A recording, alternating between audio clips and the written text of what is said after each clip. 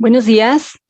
El día de hoy presentará la tradición de cognoscitivismo en la presentación de los aspectos teórico-metodológicos y doy la bienvenida cordial a la maestra en docencia Mayra Moreno García, quien será la moderadora de esta primera parte. Asimismo, doy la bienvenida a nuestro primer ponente, el doctor Miguel Ángel Rodríguez Martínez, quien hará la presentación de estos aspectos teóricos y metodológicos de nuestra transmisión. Doy la palabra a la maestra Mayra Moreno. Muchas gracias, maestra Elsa. El día de hoy, pues, me toca moderar la mesa del doctor Miguel Ángel Martínez, que, pues, nos comentará algunos aspectos teóricos y metodológicos con respecto a la tradición cognoscitivista. Adelante. Gracias, Mayra, qué amable. Pues muy buenos días a todos.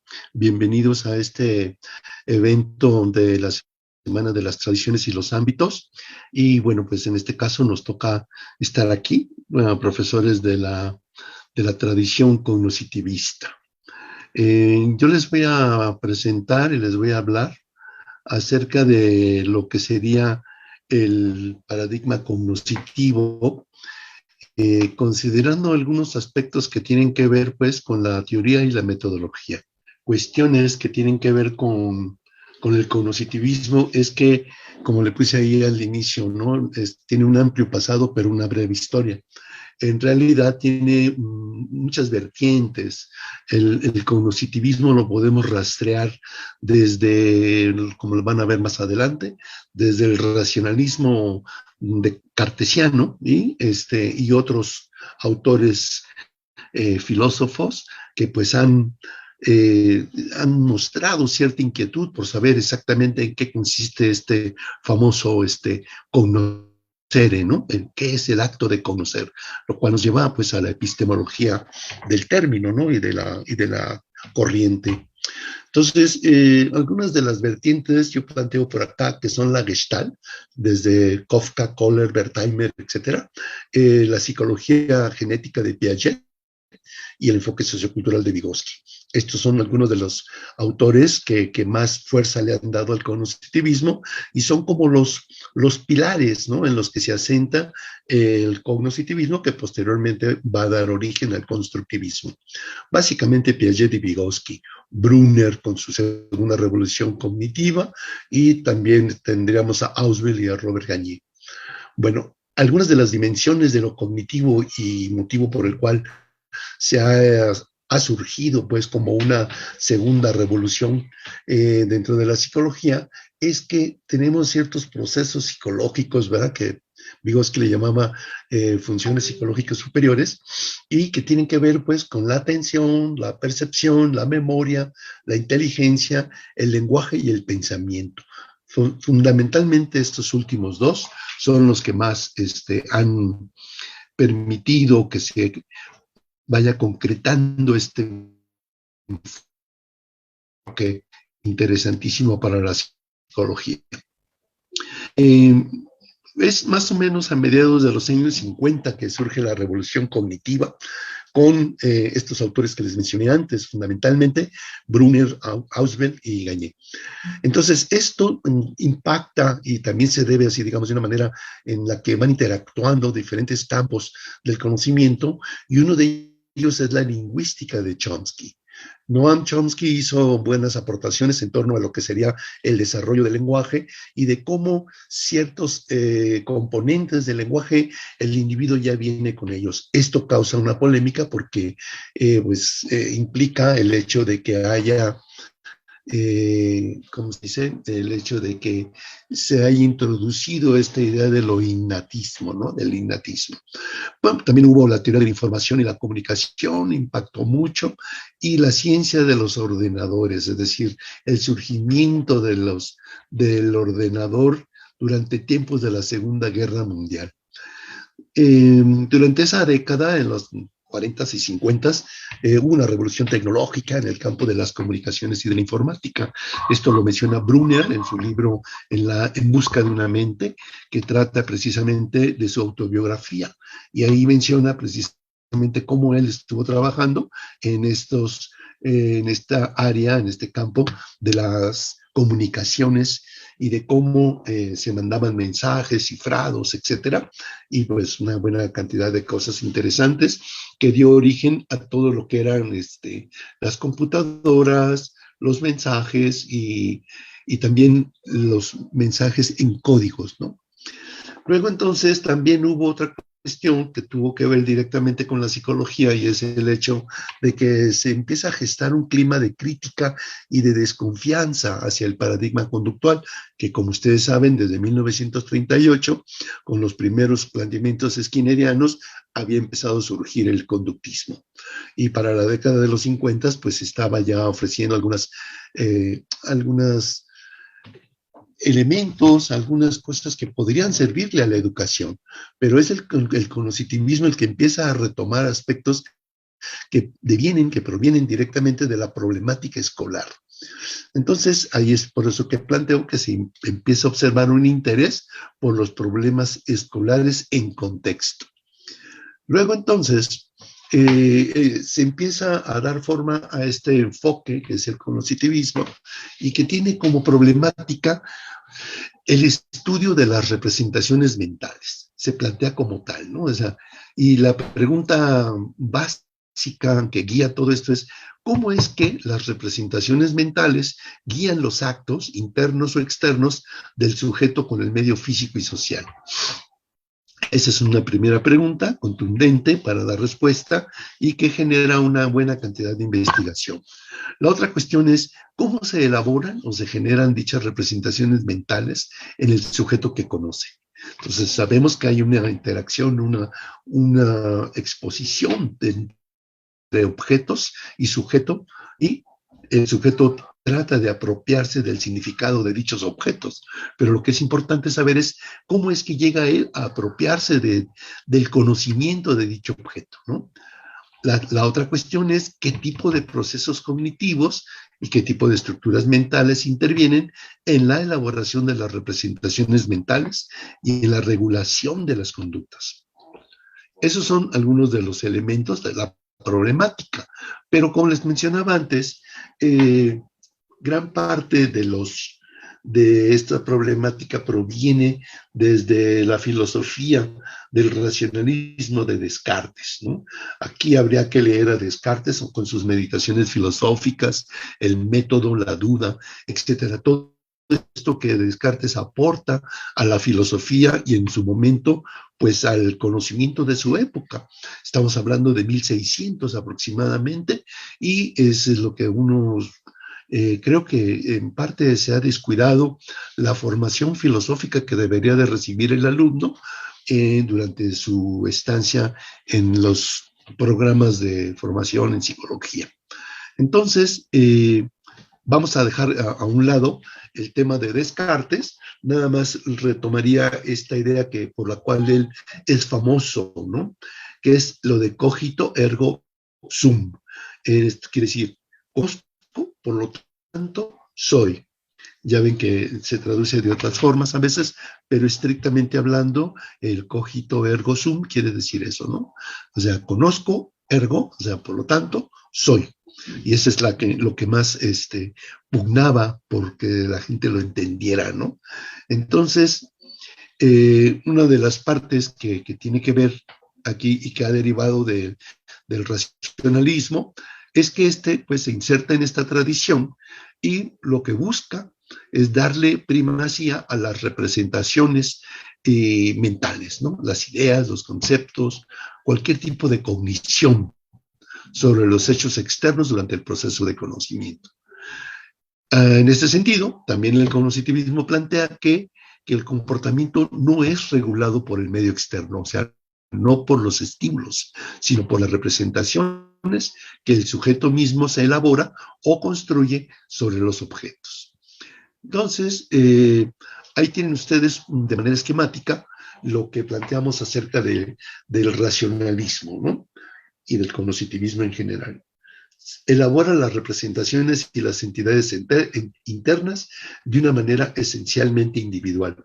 Observen este punto porque es justamente lo que, digamos, lo que vendría a constituirse como una de las debilidades del cognitivismo, en el sentido de atribuirle, pues, estas representaciones de una manera esencialmente individual, que después rectifica y que toma en cuenta, pues, el aspecto social.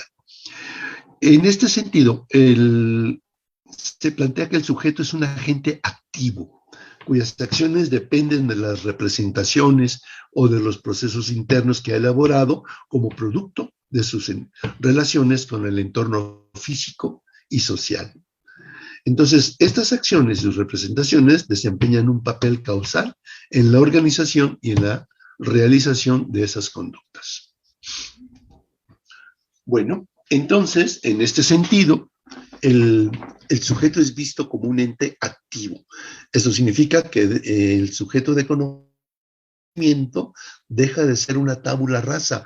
Tal vez recuerden este concepto de sus clases de filosofía cuando se hablaba justamente de lo que plantea el empirismo inglés con John Locke, de que el sujeto es como una tabula rasa, ¿no? Que va acumulando impresiones sensoriales por asociación y va conformando sus ideas sobre lo real. No, en este caso, lo que se plantea desde el racionalismo es que el sujeto organiza las representaciones dentro de su sistema cognitivo general y le sirven para posteriores interpretaciones de lo real. ¿Ok? Esto, les decía anteriormente, da pie a lo que sería el constructivismo. Y Gerardo Hernández plantea que bueno, hay una gran cantidad de teóricos que se han autoconfesado tener una postura constructivista en sus concepciones sobre cómo el sujeto es que conoce los fenómenos externos e internos. Esto también ha impactado, por ejemplo, el tema de las competencias, ¿no? Que seguramente muchos de ustedes habrán oído acerca de que hay muchos planes y programas que se pretenden cambiar a las competencias. Sin embargo, la competencia tiene un fundamento, pues, eminentemente conductual y no constructivista. Hay un libro de Jimeno Sacristán que podrían revisar y que tiene que ver, pues, con la educación por competencias. Entonces, ahí se plantea esto y lo podrían revisar para mayor información de ustedes. Bueno, continuando con los supuestos teóricos, uno de los más importantes que tiene el cognitivismo es el modelo del procesamiento humano de información.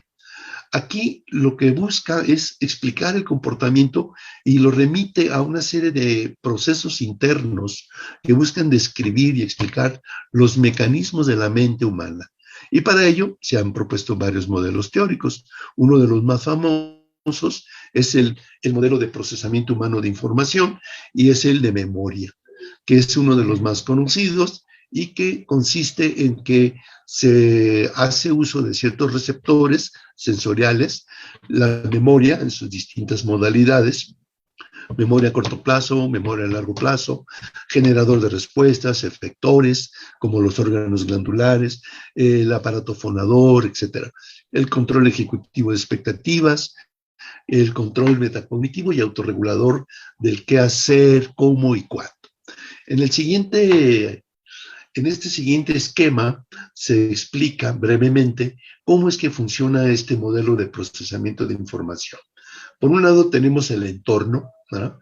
El entorno físico y social, que es el que manda cierto tipo de, o presenta, ¿no? Cierto tipo de estimulación, objetos a los receptores. Los receptores pasan la información a un registro sensorial y a una memoria a corto plazo. Si se requiere dar una respuesta de inmediato, pues se genera la respuesta a través de los controles ejecutivos que antes mencionaba y se envía a los efectores para dar una respuesta al medio ambiente. Si no es el caso, entonces se envía después de pasar por la memoria a corto plazo, se puede enviar a la memoria a largo plazo, que es la que utilizamos para trabajar, para estudiar, para planear nuestra vida en general. Luego esta se relaciona con las expectativas que tienen que ver con los tiempos de ejecución. Y entonces finalmente se ejecutan y se mandan las respuestas hacia el entorno social.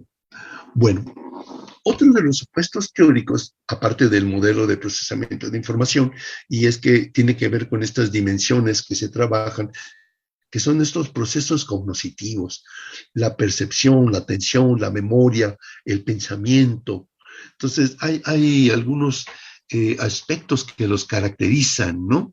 Entonces, por ejemplo, tenemos aquí, como parte de la percepción, observen esta figura. Aquí, ¿qué es lo que se ve? ¿No? Como una especie de acueducto, un acueducto que se va cambiando de forma hasta llegar a convertirse en un barco, ¿no? ¿Cuál es la idea aquí? Integrar diversos rasgos del contexto para obtener un patrón significativo. Luego tenemos este otro que tiende mucho a confundir a la gente. Esto seguramente a ustedes les ha pasado en algún momento, ¿no? ¿Qué es lo que se ve en este dibujo? Pues la mayoría de la gente responderá, bueno, pues ahí se ve claramente una figura, es decir, una pareja que están abrazadas, etcétera, ¿no? Pero si le ponemos color a la figura, verán ustedes que se trata de delfines, ¿no? Y estos delfines, pues, no tienen nada que ver con lo que estaban pensando anteriormente, ¿no? Entonces, bueno, el otro supuesto teórico, la atención, tiene que ver con esto de que la atención es visualizada como un sistema de supervisión y control de la actividad y que tiene esta triple función: seleccionar los estímulos que son interesantes y excluir los no relevantes, sostener la actividad y organizar la distribución de los recursos atencionales, dándole prioridad a los procesos implicados en la ejecución de la tarea principal. Luego tenemos el caso de la memoria. La memoria puede ser visualizada en sus tres dimensiones, ¿no? Primero, una memoria sensorial, que sería como la huella mnémica. Luego, una memoria a corto plazo, que sería limitada y nada más la utilizamos para el caso de cuando trabajamos. Y una memoria a largo plazo. Entonces, la memoria a largo plazo tiene 4 variantes, por lo menos. Una sería la episódica, que serían lo de las experiencias directas que tenemos continuamente a lo largo de nuestra vida cotidiana. La otra sería una memoria semántica, que tiene que ver pues con el significado de las palabras, las relaciones significativas, sobre todo que las obtenemos a través de la mediación semiótica, diría Vygotsky, ¿no? Es decir, por medio del lenguaje, por medio de la lectura, por medio en general del habla y de los discursos, etcétera. Luego la otra sería la procedimental, ¿no? Que tiene que ver con el saber hacer. Por ejemplo, andar en bicicleta, manejar un coche, etcétera. Son cuestiones que tienen que ver con el saber hacer, y dicen que lo que bien se aprende no se olvida. Y en efecto, si se sabe hacer, se va a mantener durante mucho tiempo.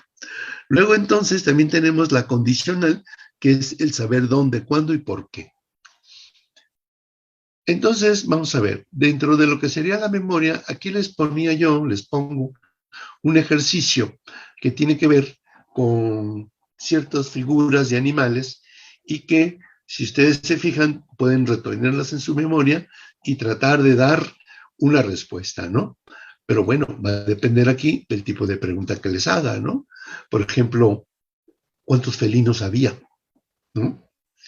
O ¿cuántos de los animales que les presento ahí eran mamíferos, ¿no? Entonces, aquí hay digamos, una función de la memoria, pero selectiva, ¿no? Selectiva. Bueno, ahí están otra vez para que vean ustedes sus propias respuestas. Luego, tenemos que otro de los supuestos teóricos es que hay un pensamiento, y pues todos lo usamos todo el tiempo, ¿no?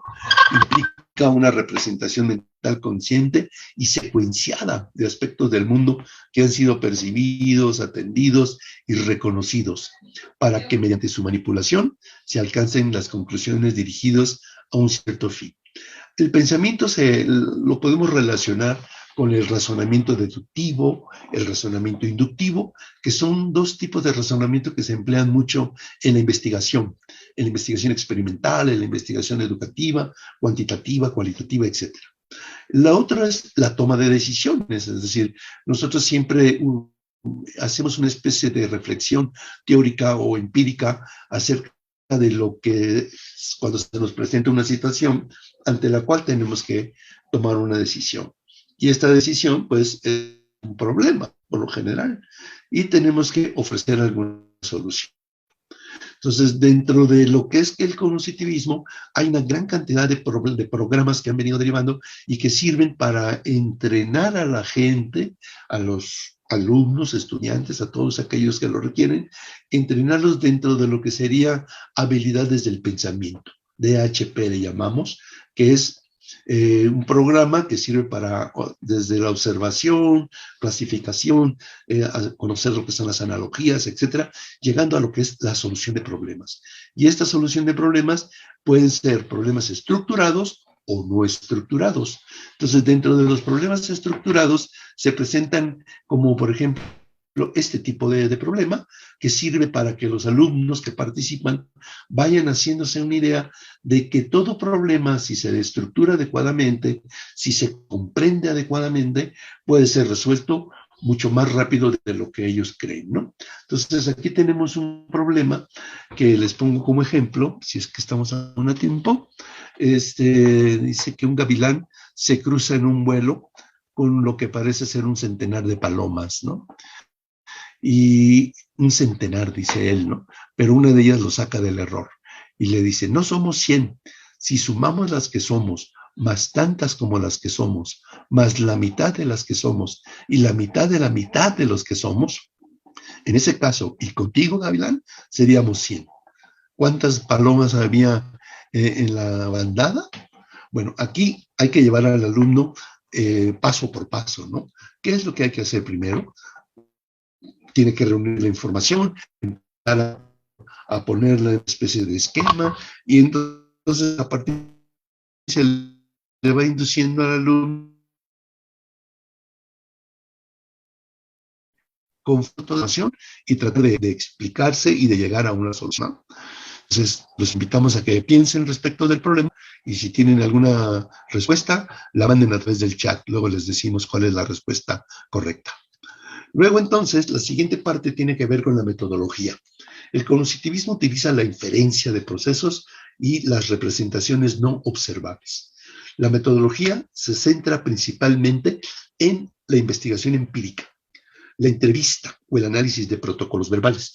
Una vez que se hace una entrevista, hacemos un análisis de lo que los sujetos entrevistados nos contestan.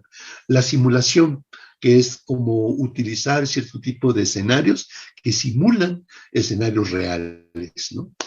También se utiliza la introspección, que es como una forma de hacer que los sujetos expliquen sus procesos cognitivos en el momento en que aprenden o solucionan un problema. Es decir, el cognitivismo se concentra principalmente en los procesos más que en los resultados.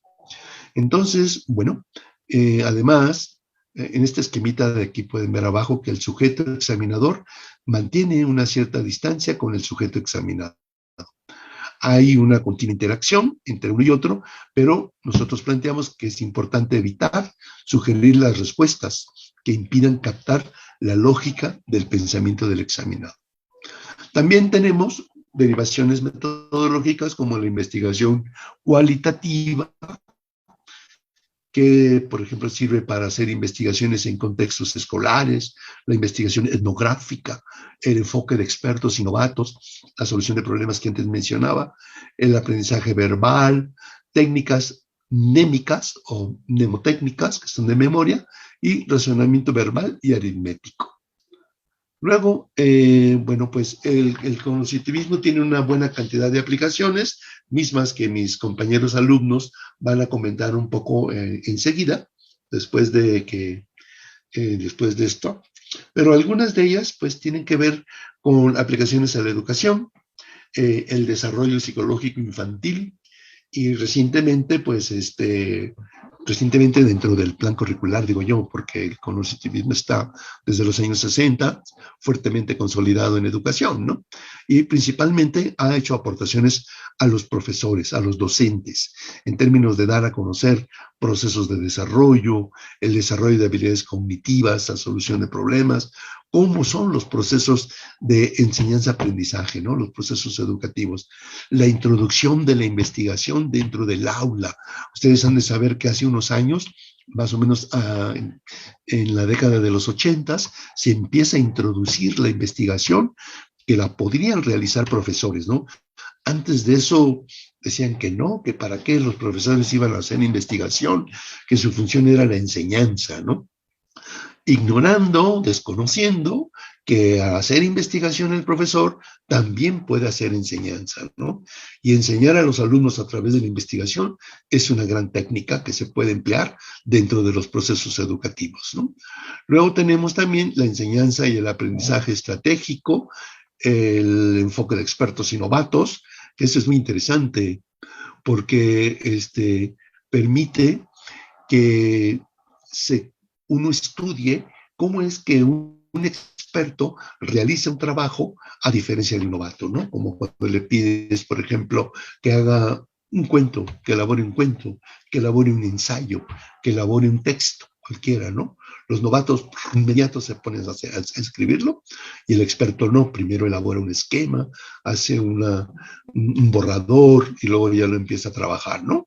Que eso es una recomendación frecuente de los expertos para hacer una tesis, por ejemplo. Humberto Eco tiene un libro muy bueno que se llama Cómo hacer una tesis, en donde empieza diciendo eso, justamente, ¿no? Lo importante es contar con un borrador. Entonces, esa es una, digamos, como una recomendación de los expertos hacia los novatos, ¿no? Luego, bueno, pues tenemos la formación docente, que en este caso, bueno, yo estoy, por ejemplo, a cargo del departamento de profesionalización docente en Iztacala y tenemos muchísimos trabajos que hemos realizado desde el CIMIE, el colectivo que les comentaba antes, interdisciplinario, en donde nuestro objetivo, nuestro propósito es ofrecer una formación docente continua a los profesores de la FES Iztacala. Y bueno, otro aspecto tiene que ver ahí con la evaluación, que la evaluación pues es un elemento importante y siempre presente dentro de lo que serían los procesos de enseñanza-aprendizaje. De hecho, actualmente se conceptualizan más el PEA como proceso de enseñanza-aprendizaje-evaluación. Entonces, pues son elementos que están ahí presentes en nuestro quehacer cotidiano, ¿no?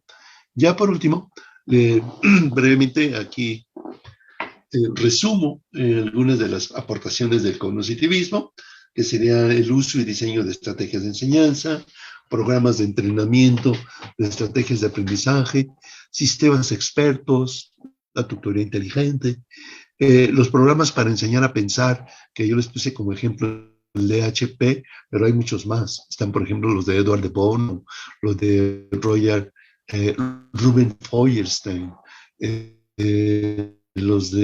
hay muchos, ¿no? Los de Margarita de Sánchez, etcétera. Luego, también para reconocer y trabajar estilos cognitivos o estilos de aprendizaje, lo cual es un buen punto de partida cuando se trata de trabajar con alumnos de secundario de prepa, ¿no? La elaboración de material didáctico y también tomamos en cuenta, por ejemplo, la evaluación auténtica, que es una derivación bueno, aquí lo ha trabajado mucho nuestra colega, la doctora Frida Díaz, y proviene pues en gran medida de las aproximaciones socioculturales, ¿no? Entonces, básicamente estas son algunas de las aportaciones y bueno, con eso termino mi presentación. Les agradezco mucho su atención y pues cualquier duda, pregunta, con mucho gusto.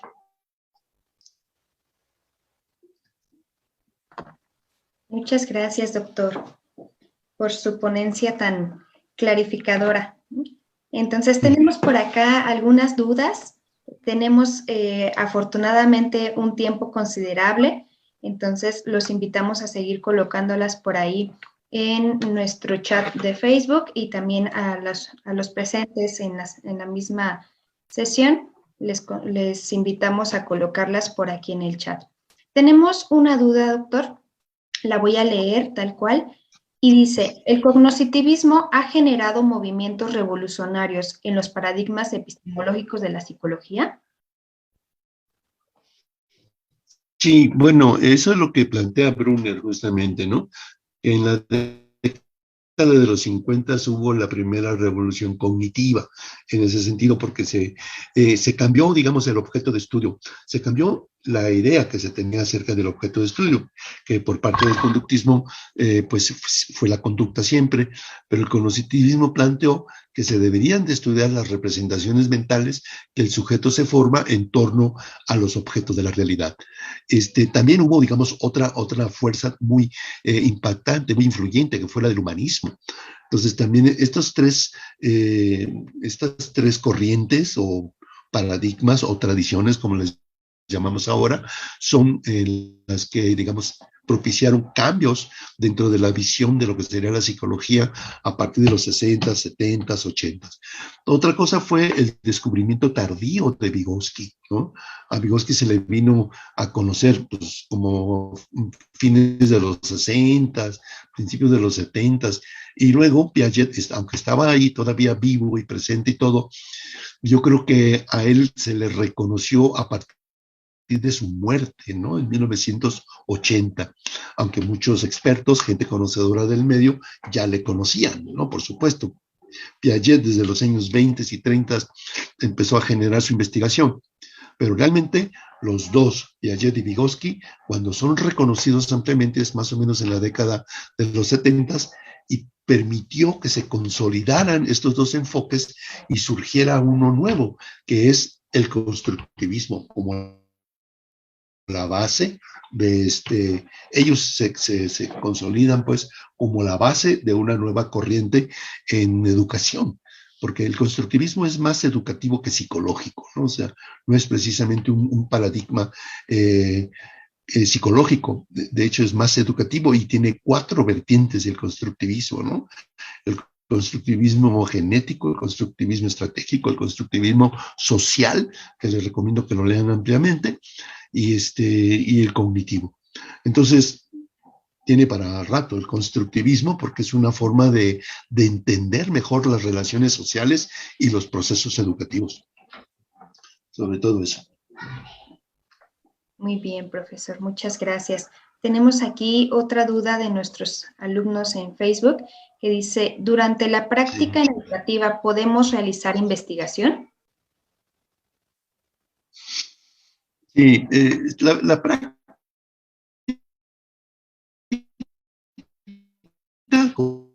deriva de los planteamientos teórico-metodológicos de la tradición. Pero no estamos peleados, al contrario, es decir, se puede realizar cierto tipo de investigación cualitativa, etnográfica, en contexto que pueda servirles para hacer un mejor trabajo, ¿no? O sea, de entrada, bueno, nosotros lo que hemos trabajado, hemos manejado son un programa de DHP, de habilidades del pensamiento, un programa de comprensión lectora y un programa de apoyo socioemocional. Es que también uno debe de tomar en cuenta las necesidades de los chicos. Y en este caso hemos observado que los alumnos, especialmente en este nivel, prepa, tienen muchos problemas emocionales, socioemocionales, y es necesario pues también atenderlos, ¿no? Darles algún tipo de apoyo. Ahora, pues, como les digo, nuestra intervención está enfocada principalmente a desarrollar habilidades del pensamiento y a desarrollar habilidades académicas como la comprensión lectora. Gran parte de los problemas académicos que tienen nuestros alumnos es porque no saben leer bien, no entienden bien lo que leen. Yo hay veces que estoy escuchando, incluso ellos están leyendo estas diapositivas y mencionan cosas que supuestamente deberían de estar bien puestas porque fueron tomadas de algún texto y no están bien puestas. Entonces uno se pregunta, entonces, ¿qué está entendiendo? Está entendiendo lo contrario. Entonces, esa parte es muy interesante porque cuando uno lee un texto, pues se supone que debes de entenderlo correctamente, ¿no? Y no entender lo contrario. Pero a veces así pasa. Bueno, esa es la idea. Entonces sí hay investigación, ¿no? Para la pregunta. Y claro que sí. Bueno, pues atiende también a las necesidades de la población con la que trabajamos, ¿no? Bueno, sí. Esta parte de la educación socioemocional también es un resultado de todo lo que hemos estado viviendo con el confinamiento y demás cuestiones en la pandemia. Bueno, tenemos otra duda por acá que dice, ¿cómo vivió el reconocer los límites del paradigma conductual en la educación en la FES Iztacala que fue fundada con un plan de estudios fundamentado en lo conductual. ¿Cómo viví yo esa parte? La pregunta es así. Me parece que es una pregunta personal, sí. ¿Cómo viví? ¿La puedes repetir? ¿Cómo vivió el reconocer los límites del paradigma conductual en la educación en la FES Iztacala, que fue fundada con un plan de estudios fundamentado en lo conductual? Sí, ok. Sí, en efecto, ¿no? Bueno, mira, mi formación fue en la Facultad de Psicología y por lo tanto yo traía una formación muy conductual. Y por eso, cuando se fundó Iztacala, Emilio Rives nos llamó así a todos los que éramos egresados de allá, Héctor Martínez, Carlos Aparicio, Javier, en fin, y todos ellos, todos nosotros éramos recién egresados de la facultad y pues ahí veníamos con esa idea, ¿no? Pero en efecto, de repente empezamos a ver que el paradigma conductual se nos rebotaba de la realidad en la que estábamos trabajando. Entonces, eso, ¿cómo se vive? Pues como una cierta frustración, ¿no? Porque uno cree que el paradigma que uno utiliza es muy bueno y tal, y sin embargo, pues te das cuenta de que no, que hay muchas otras cosas que no se estaban tomando en cuenta, precisamente los aspectos cognitivos, ¿no? Y lo otro era el humanismo, ¿no? También. Entonces, por ese entonces fue que comentaba yo hace un momento, cuando muere Piaget, yo creo que mucha gente voltea a verlo, ¿no? O sea, como voltea a ver su obra, pues, ¿no? Y entonces se empiezan a retomar gran parte de los elementos que él aportó. Araceli Otero era la única maestra que yo recuerdo de la facultad que conocía a Piaget, porque había incluso estado allá, había tomado algún curso y tal. Entonces, bueno, de repente empiezan a surgir estas inquietudes y bueno, pues vamos a estudiar a Piaget y vamos a estudiar a Vygotsky, ¿no? Que esa es otra. Edgar Galindo regresó de Alemania, de la Alemania Oriental, y traía textos sobre psicología soviética. Y la psicología soviética, pues era Vygotsky, ¿no? Era Luria, era Leontiev. Entonces, todos estos elementos se fueron agregando, digamos, a esta nueva perspectiva que se estaba gestando al interior del plan curricular de Iztacala.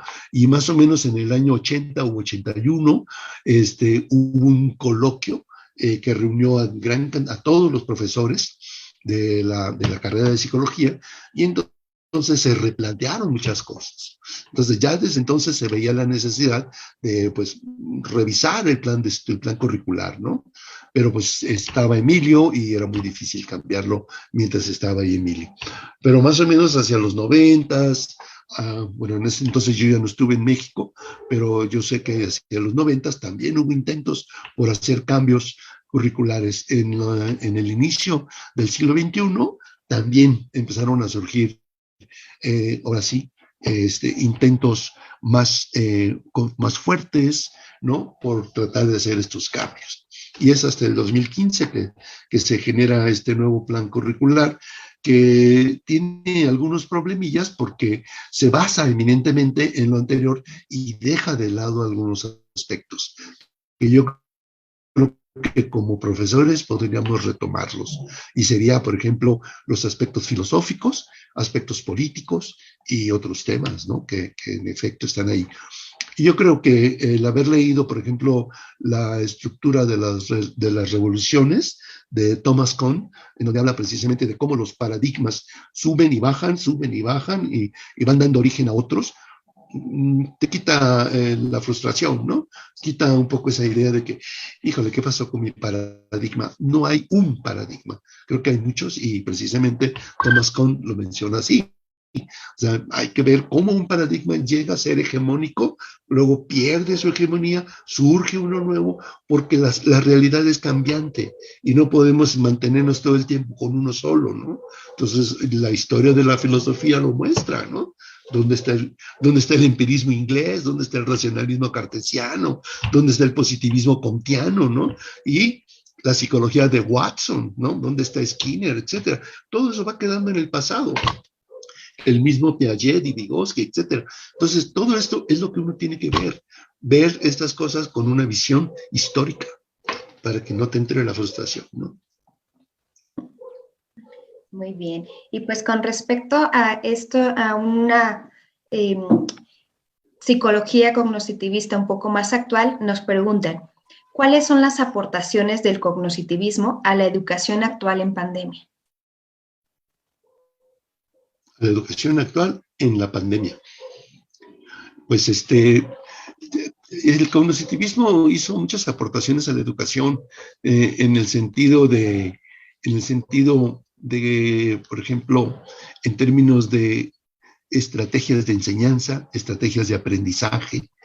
Se le llamó hasta en algún momento, sobre todo desde la psicología norteamericana, la psicología instruccional, ¿no?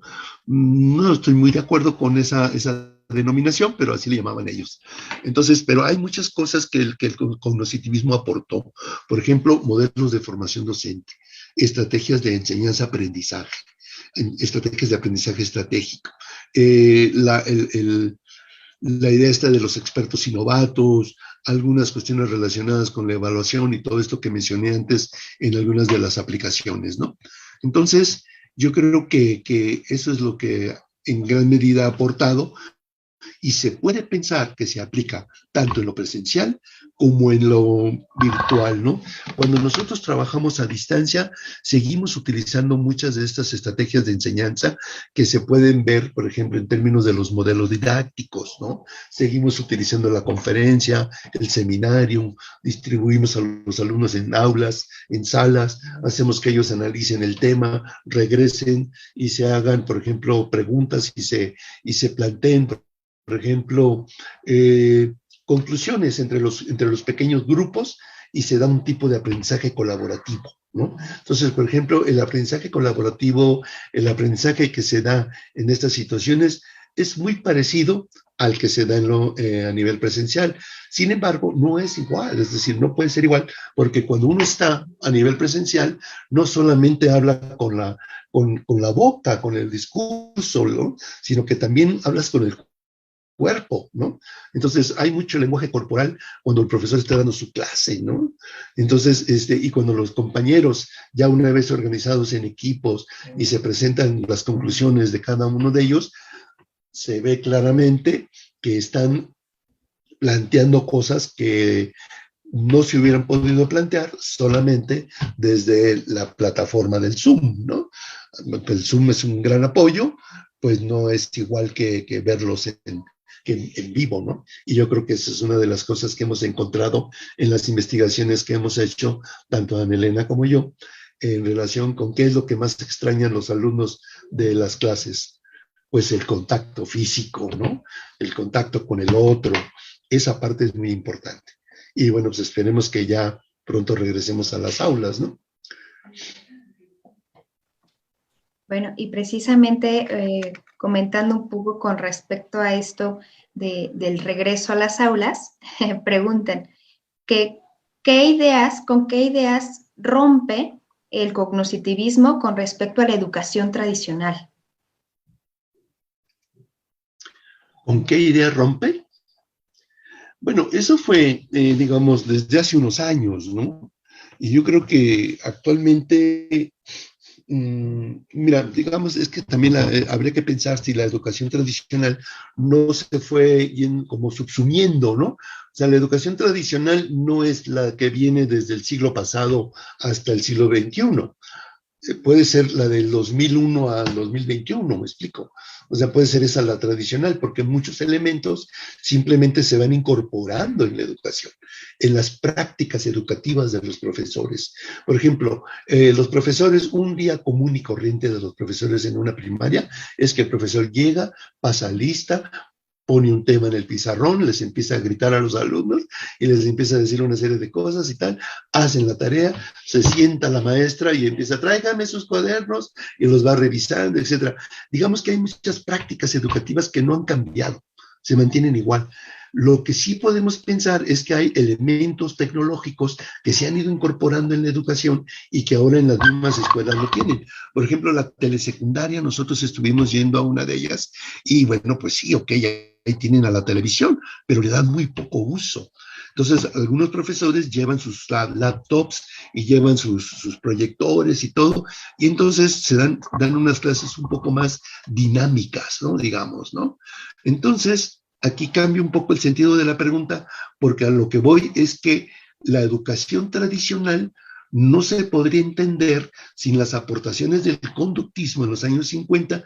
Lean ustedes un libro de tecnología de la enseñanza de Skinner, ¿no? Por ejemplo, o psicología de la educación de Ausubel, los libros de Brunner, Piaget, Vygotsky, etcétera, todos esos elementos que han dado origen a nuevas corrientes en educación, como el constructivismo, digamos que eso sería lo más actual, ¿no? En este momento, todo eso que ha dado origen, pues constituyen rompimientos, no todo el tiempo sistemáticos, pero sí ha habido cambios en la educación tradicional, ¿no? Y piensen ustedes en la educación tradicional en el mundo, ¿no? Porque, bueno, aquí estoy tratando de limitarme a México y tal vez a Latinoamérica, que compartimos muchas características con otros países, ¿no? Como Venezuela, Perú, Colombia, etcétera. No tanto con Chile o Argentina, por ejemplo, ¿no? Que tienen como otro tipo de sistemas educativos más participativos, etcétera. Y mucho menos pensando en Finlandia o en Europa y esto, ¿no? O sea, son diferentes la forma de que se realiza la educación en el mundo. Hay lugares en donde no se piensa del mismo modo un modelo de enseñanza-aprendizaje como se da en México a como se da, no sé, en Alemania, en otros lados, ¿no? Piensen ustedes, por ejemplo, yo una vez fui a una escuela en Marruecos, ¿no? Y uno dice, wow, esta es la Universidad de Marruecos, pues parecía una mezquita. De hecho, era una mezquita, pues, o sea, entonces, y la escuela, una escuela más de los niños, están recitando el Corán, ¿no? Están, y ustedes vayan y vean cómo es la educación entre los judíos, y están aprendiéndose de memoria ¿cómo se llama el nombre del libro de los judíos? Se me olvida. Pero bueno, hagan de cuenta que sería como el caso de la Biblia. Entonces, es diferente, no podemos generalizar. No podemos generalizar. Hay una gran cantidad de ejemplos que no se refieren a nuestra educación. Muchas gracias, doctor. Pues siguiendo un poco la línea de las investigaciones, nos preguntan que cómo podemos seguir las investigaciones y trabajos de la práctica educativa en la tradición cognoscitivista. ¿Cómo se pueden seguir? Por lo general les damos un curso. Bueno, están los aspectos de teoría y metodología.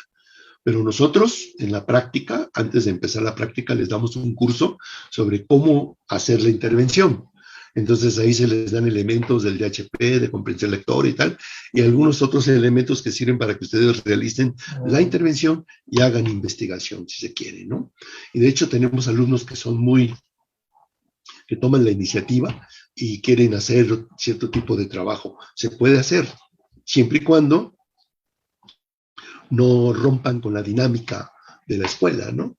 Entonces sí, hay cosas que sí se pueden hacer y bueno, eso ya lo determina cada uno de sus profesores, ¿no? Que los van guiando a lo largo del curso y de la práctica. Muchas gracias, doctor. Una pregunta de Melissa. Dice, ¿cree que el cognoscitivismo tenga un gran cambio después de estos 2 años de pandemia y sobre todo aquí en México? Y si estos cambios serían positivos o negativos en torno a la tradición. Bueno, ya no es el cognoscitivismo puro, ¿eh? Ese es un aspecto importante. Así, del mismo modo, el conductismo ha ido cambiando. Vean ustedes, ahora se habla de interconductismo, pensando en Cantor, ¿no? El sociocultural también, ya no es puro Vygotsky, Luria y Leontiev, ¿no? O sea, también hay muchos nuevos autores que hacen nuevas aportaciones. En el cognoscitivismo, en el caso del cognoscitivismo, hay unos 2 que 3 autores que han hecho grandes aportaciones, como Rumelhart, por ejemplo, que no lo puse acá porque era parte de los en esta diapositiva que puse aquí, que eran como representantes, pero pues veníamos hablando de los antecedentes, ¿no? Y de los nuevos, pues hay varios autores nuevos que pueden, que están haciendo grandes aportaciones, pero ya no se quedan allí, ya no se quedan en eso, exclusivamente, pues, ¿no? O sea, el cognoscitivismo toma en cuenta elementos socioculturales que eso hace que se enriquezca, ¿no?